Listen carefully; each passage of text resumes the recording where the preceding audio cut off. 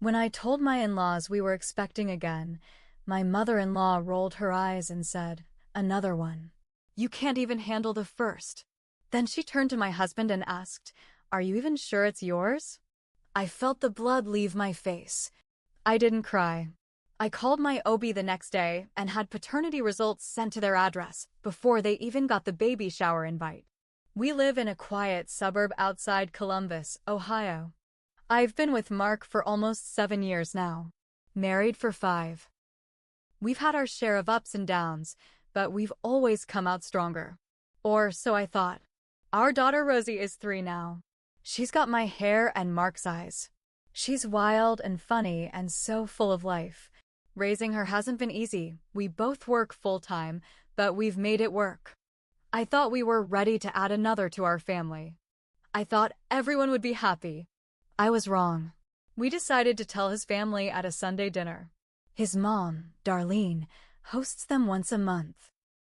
It's usually awkward, but I try to show up and smile for the sake of family.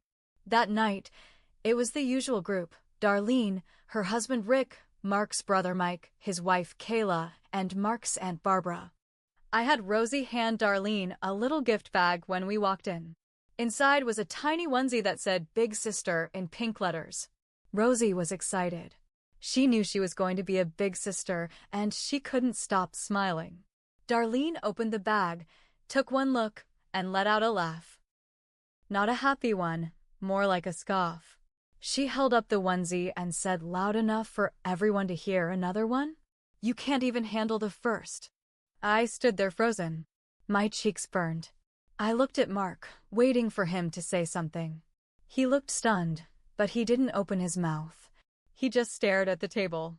Then Darlene turned to him and said, "Are you even sure it's yours?" The room went dead silent. I felt like I got punched in the gut. My stomach dropped.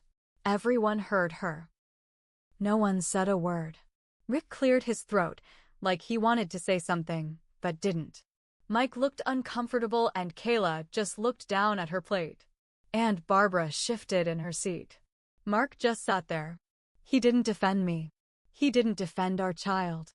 I smiled. Not because I was okay, but because I needed to hold it together. I took Rosie's hand and said she was getting tired. I left without dessert, without saying goodbye. Mark stayed behind. He didn't come home until late. I was awake, waiting. He acted like it hadn't even happened. Said Darlene didn't mean it like that and that she jokes around sometimes. I asked him why he didn't say anything. He shrugged and said he was caught off guard. I slept on the couch. The next morning, I dropped Rosie off at daycare and called my OB.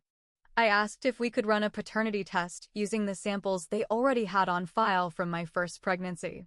It was doable. I paid extra to rush it. A few days later, the results came in. 99.999% match. No doubt. Just as I knew. I had the report printed and sent by certified mail to Darlene's house. No note. No explanation. Just cold, hard proof. Then I sent out the baby shower invitations. I didn't include her. And that was just the start. About a week after I sent out the paternity results, Mark got a call at work. It was his dad, Rick. He wanted to meet man-to-man. I only found out later that Rick had opened the letter before Darlene did. She'd left it on the kitchen counter unopened, probably assuming it was another baby-related announcement. Rick read the results and apparently lost it on her.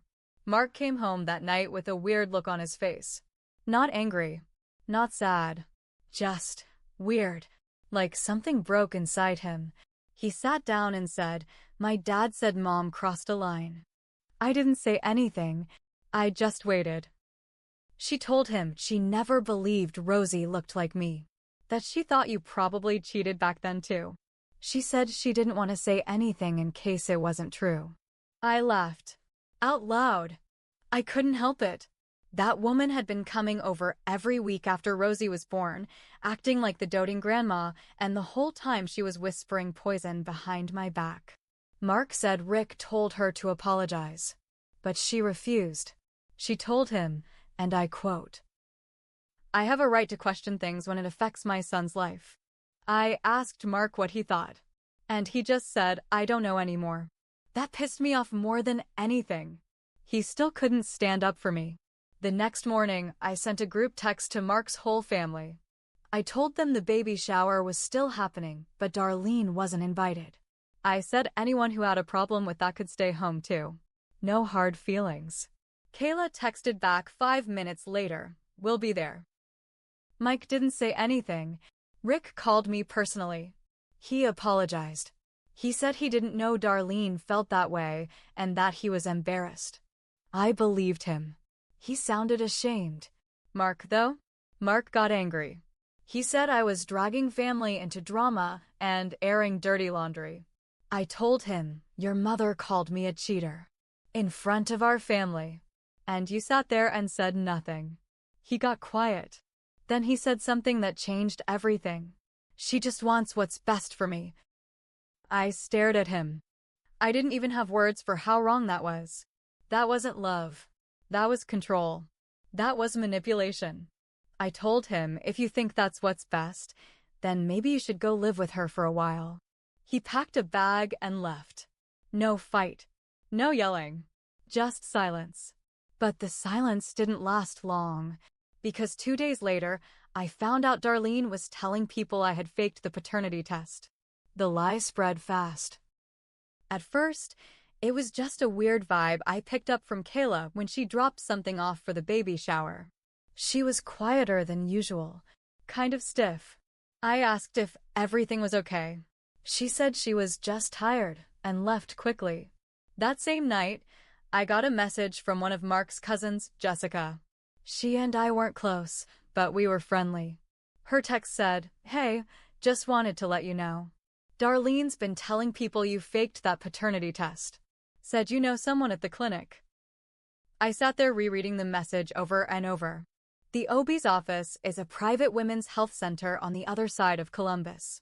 We don't know anyone there personally.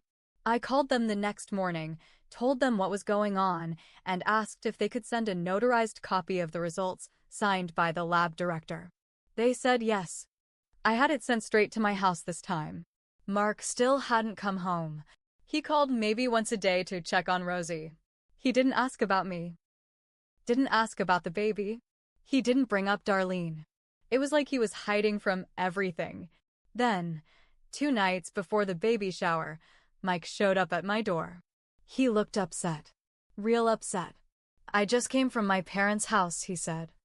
I heard what Mom's been saying. It's out of control. Apparently, Darlene had hosted some kind of casual family brunch. Just a few aunts and cousins. And she went on a full rant about how the test was just paper, how anyone can print something off and mail it, and how nothing is proven unless it's done in court. Mike told me he argued with her. That Rick backed him up. But Mark? He said Mark just sat there again. Didn't say a thing. Just like that night at dinner. That's when I made a decision. I went to the courthouse the next morning and filed a petition. Not for divorce. Not yet. But I asked for an official court-ordered paternity test. Not because I needed the result. I already knew. I needed it in the system. With a paper trail. Something no one could ever call fake again. Mark was served the next day. That was when everything exploded. The day Mark got served the court order, he came storming into the house for the first time in over a week. I was in the kitchen with Rosie. He didn't knock. Just walked in like he still lived there. His face was red. He slammed the papers down on the table. What the hell is this? He snapped. I stayed calm. It's a court-ordered paternity test.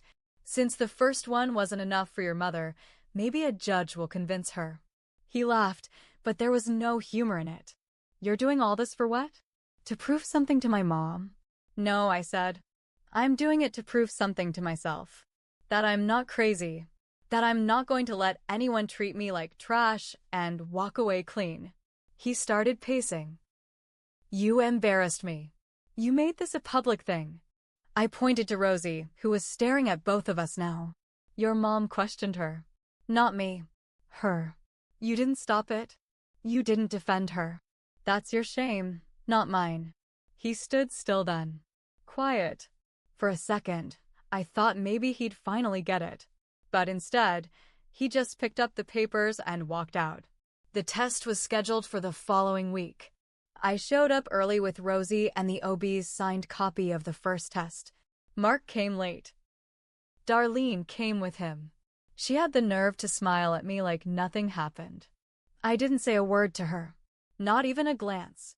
When the results came back, it was what we all knew: Mark was the father. No questions. No gray area. But by then, the damage was already done. A week after the court sent the results, I served Mark again. This time with divorce papers. He tried to talk me out of it. Said we could do counseling. Said his mom would cool off. But I was done. You had a chance to stand up for me. You had a chance to protect your daughter. You chose silence. He cried. I didn't. I wasn't angry anymore. I was done. Then I did one more thing. I posted the full story, every detail, on Facebook. Not out of pettiness. Out of truth. I included a photo of the notarized test. The court ordered one. I tagged Mark. I tagged Darlene. I tagged Mike and Kayla and anyone else who'd been in that room.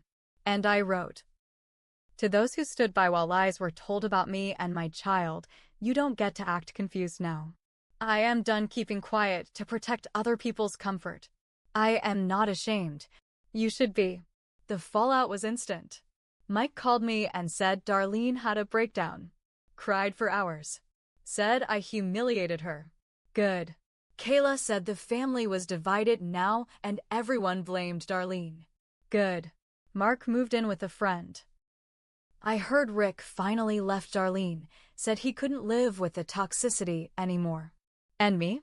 I kept the house. I got full custody. I gave birth to a healthy baby boy. I named him James. And when I mailed out the birth announcements, I included a copy of the paternity test. Just one last reminder. You only get to burn me once. After that, I light the match.